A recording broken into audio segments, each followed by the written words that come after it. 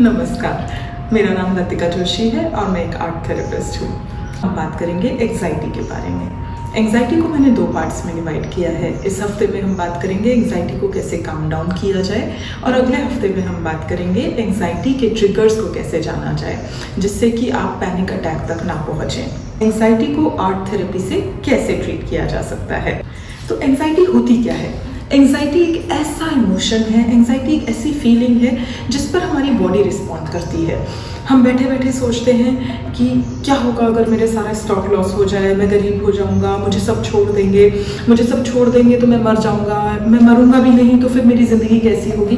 जब आप chain of questions बनाते जाते हैं, नेगेटिव क्वेश्चंस, और आंसर नहीं दे पाते हैं, वो जो नेगेटिव क्वेश्चंस चेन होती है वो आपको एक बहुत ही डार्क स्पॉट में ले जाती है जहाँ पर आपकी बॉडी रिस्पॉन्ड करती है। आपका ब्रेन फ्रीज हो जाता है क्योंकि आप आंसर नहीं दे रहे, क्वेश्चन कर रहे हैं।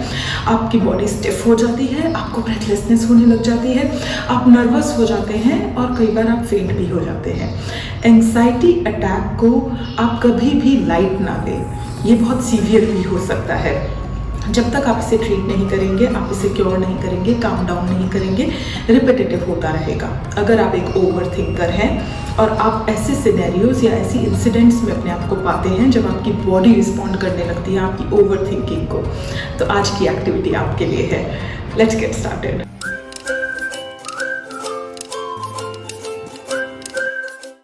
इस एक्टिविटी के लिए आप ऑलरेडी प्रिंटेड पेपर या फिर एक प्लेन पेपर भी रख सकते हैं। आज के सेशन में मैं दोनों के बारे में ही बताऊंगी।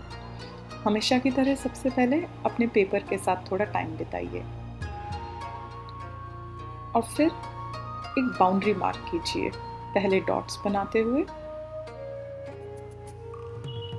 और फिर धीरे धीरे हर कॉर्नर पे डॉट बनाने के बाद उन डॉट्स को अटैच करना शुरू कीजिए। एंग्जाइटी हमें क्यों होती है? एंग्जाइटी हमें होती है जब हम अपने थॉट्स को कंट्रोल नहीं कर पाते। तो ये बाउंड्री एक सिंबल है कंट्रोल का, कि आप अपने आप को, अपने थॉट प्रोसेस को एक कंट्रोलिंग स्ट्रक्चर दे रहे हैं, उसे बाउंड कर रहे हैं।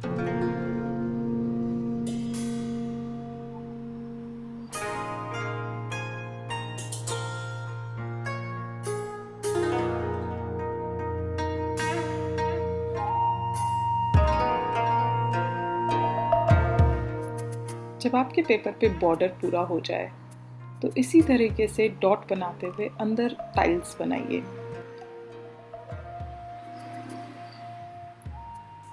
हमें अंदर भी छोटी छोटी टाइल्स बनानी है जिसमें हम आगे ज़ेंटागल एक्टिविटी का वर्क स्टार्ट करेंगे।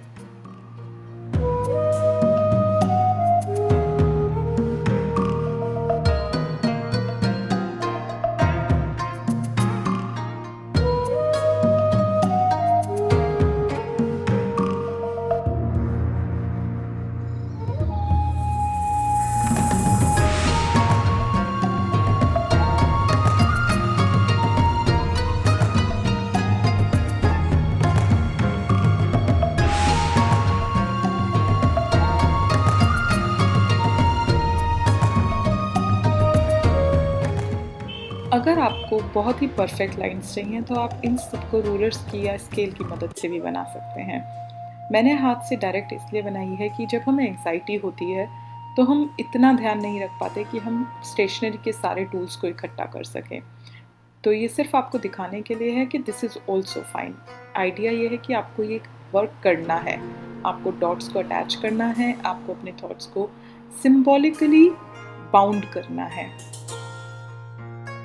जब आप अपने पूरे पेपर पे बाउंड्री बना दें तो फिर एक एक टाइल को भरना शुरू कीजिए। There has to be a pattern. मैं ये कहूँगी कि कुछ ज़रूरी नहीं है हर बार की तरह की सही या गलत हो, लेकिन इस बार एंग्जाइटी के केस में पैटर्न होना चाहिए। You have to follow a pattern. जब आप अपने टाइल्स को भर रहे हैं तो आप कोशिश कीजिए कि आप इस तरह की आर्ट्स बना रहे हैं जिसमें लाइंस अलाइन है, सिंथेसाइज्ड है। अगर आप लेफ्ट कर रहे हैं तो लेफ्ट है, राइट कर रहे हैं तो राइट है।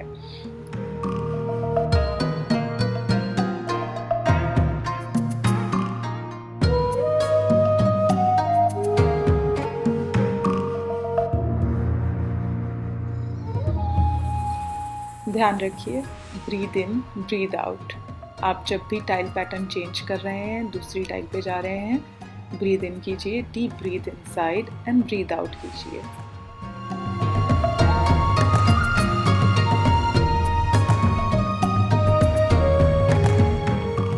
डीप ब्रीद इन कीजिए और थोड़ी देर उसे होल्ड कीजिए। फिर धीरे धीरे ब्रीद आउट कीजिए। एंग्जाइटी कंट्रोल करने के लिए और इस एक्टिविटी को कंटिन्यू रखने के लिए ब्रीदिंग पैटर्न बहुत ज़रूरी है। अगर आप ब्रीद इन ब्रीद आउट नहीं करेंगे तो एक लेवल पे आके आपको ये बहुत स्टैग्नेटिंग लगेगा, आपको ये पैटर्न्स याद नहीं आएंगे। आप ये वीडियो ऑन करके भी ये पैटर्न्स बना सकते हैं।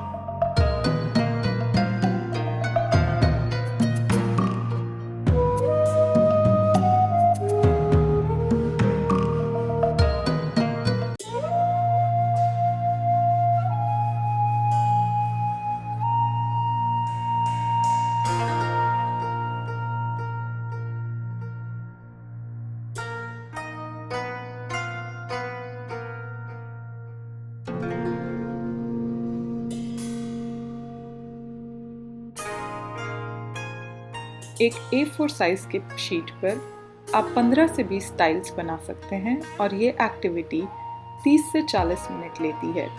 आप धीरे धीरे ब्रीद इन ब्रीद आउट करते हुए एक एक टाइल को भरिए।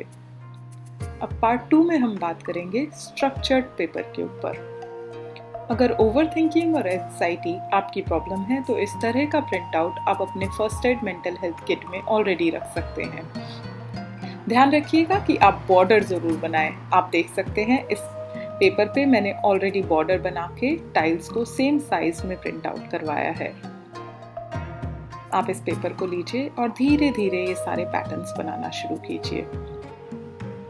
डीप ब्रीद इन, जब आप सांस अंदर ले रहे हैं तो ये जो कंफर्ट आपको मिल रहा है, ये जो नया इमोशन आप जनरेट कर रहे हैं पैटर्न बना के, इसे अंदर ले जाइए और धीरे धीरे ब्रीद आउट कीजिए वो डिफ़िकल्ट इमोशन जो आपको अनकंफर्टेबल फील करा रहा था। जब भी आप ब्रीद इन करें ये सोचिए कि आप हेल्दी इमोशन अंदर लेके जा रहे हैं। जब आप ब्रीद आउट करें तो आप अपने अनहेल्दी इमोशंस को बाहर लेके आ रहे हैं।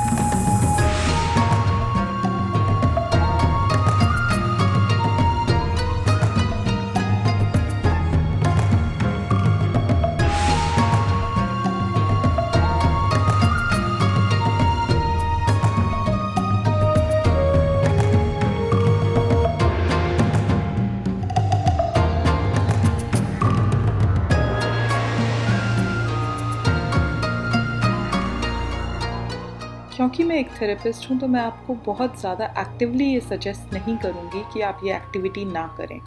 अगर आपको एंग्जाइटी की प्रॉब्लम है और आपको एंग्जाइटी अटैक आ रहा है तो आप ये एक्टिविटी ज़रूर करें। लेकिन अगर आप ऐसी सिचुएशन में हैं जब आपके पास एक पेन और पेपर भी नहीं अवेलेबल है, तो मैं आपको सजेस्ट करूँगी कि आप एटलीस्ट ये पैटर्न वॉच कीजिए। आप इस वीडियो को चलाइए और इस पैटर्न को देखिए। अगर आप नोटिस करेंगे तो इस तरह का कंट्रोल्ड पैटर्न देखने से भी आपको काफ़ी अच्छा फील होगा। अगर आपको एंग्जाइटी फील हो रही है, आपके अनकंट्रोलेबल इमोशंस आप नहीं टैकल कर पा रहे हैं, तो आप बस ये वीडियो चलाइए, ब्रीद इन ब्रीद आउट कीजिए और इस पैटर्न को देखिए। ये पैटर्न काफ़ी रिलैक्सिंग है, देखने में भी और करने में तो बहुत ज़्यादा।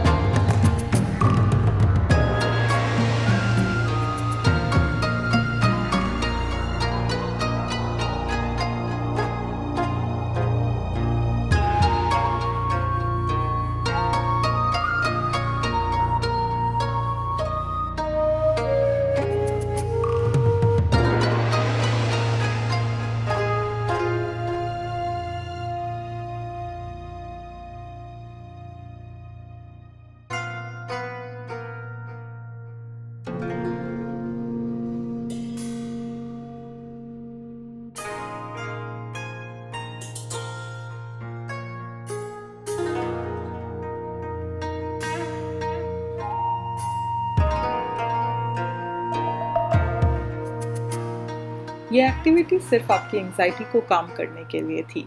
इसमें हमने कुछ भी रिफ्लेक्शंस नहीं किए हैं। ट्रिगर्स के रिफ्लेक्शन के लिए हम अगले हफ्ते बात करेंगे।